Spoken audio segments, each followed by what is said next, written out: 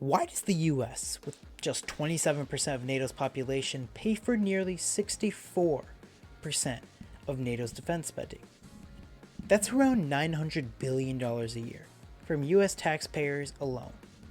Meanwhile, countries like Germany, which make up 12% of NATO's population, only contribute 5.2% of the budget. Italy, 7% of the population, only 2.4% of the cost. Turkey, 10% of the people, but just 1.2% of the money. So the question is, why does one country pay the majority of the bill for 31 others? In fact, President Donald Trump has warned about this for years. And in 2018, he even threatened to pull the US out of NATO if the allies didn't contribute. And I brought that up. And I said, if you don't pay your bills, we're not going to participate, we're not going to protect you. He wasn't alone. US officials on both sides have pushed for nations to step up.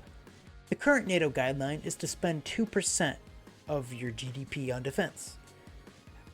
However, in 2024, only 22 of the 32 countries actually hit that target.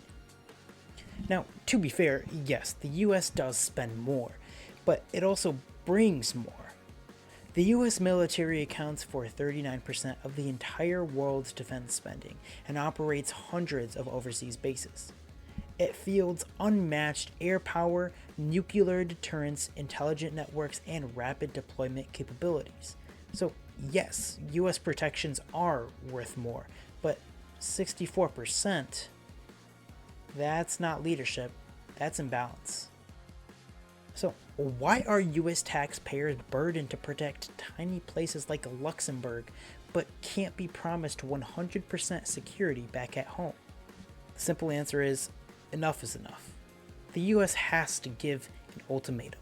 Fair share, or we're gone. To be clear, this isn't abandoning our allies. We have individual defense agreements with many of them, and we'd still defend our friends, just not through an overpriced middleman. But what does a fair share actually look like? Contributions based on population, not GDP.